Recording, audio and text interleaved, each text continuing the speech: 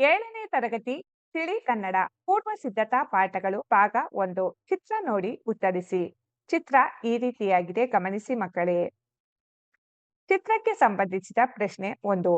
ಚಿತ್ರ ನೋಡಿ 10 ಪದಗಳನ್ನು ಬರೆಯಿರಿ. ಪದಗಳು: ಆಕಾಶ, ಬೆಟ್ಟ, ಮರ, ಹುಡುಗರು, ಮನೆ, ಬಡಗಿ, ಅಕ್ಕಿಗೂಡು, ಎಲೆಗಳು, ಭೂಮಿ, ಹಕ್ಕಿಗಳು.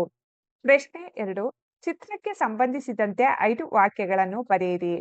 ವಾಕ್ಯಗಳು: ಹಕ್ಕಿಗಳು ಆಕಾಶದಲ್ಲಿ ಹಾರುತ್ತಿವೆ, ಹುಡುಗರು ಆಟವನ್ನು ಆಡುತ್ತಿದ್ದಾರೆ, ಬಡಗಿ ಮರಗೆಲಸ ಮಾಡುತ್ತಿದ್ದಾನೆ, ಅನೇಕ ಮರ ಗಿಡಗಳಿವೆ, ದೂರದಲ್ಲಿ ಬೆಟ್ಟ ಕಾಣಿಸುತ್ತಿದೆ.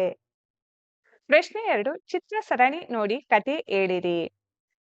ಮಕ್ಕಳೇ, ಚಿತ್ರ ಸರಣಿ ಗಮನಿಸಿ. ಚಿತ್ರ ಸರಣಿ ಗಮನಿಸಿ.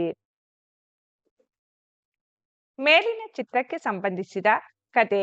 ಒಮ್ಮೆ 2 ಬೆಕ್ಕುಗಳಿಗೆ ಬೆಣ್ಣೆ ತುಂಬಿದ ಒಂದು ಗಡಿಗೆ ಸಿಕ್ಕಿತು. ಆ ಗಡಿಗೆಯಲ್ಲಿದ್ದ ಬೆಣ್ಣೆಯನ್ನು ಹಂಚಿಕೊಳ್ಳುವ ವಿಚಾರದಲ್ಲಿ ಅವೆರಡರ ನಡುವೆ ಘರ್ಷಣೆ ಉಂಟಾಯಿತು.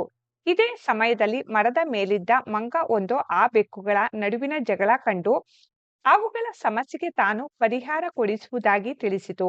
ಅದರಂತೆ ಮಂಗ ಒಂದು ತಕ್ಕಡಿ ತಂದು ಅದರ 2 ಕಡೆ ಬೆಣ್ಣೆ ತುಂಬಿ ತಕ್ಕಡಿ ಮುಳ್ಳು ಬಾಗಿದ ಕಡೆ ಸ್ವಲ್ಪ ಸ್ವಲ್ಪ ಬೆಣ್ಣೆಯನ್ನು ಮಂಗ ತಿನ್ನುತ್ತಾ ಬಂದಿತು.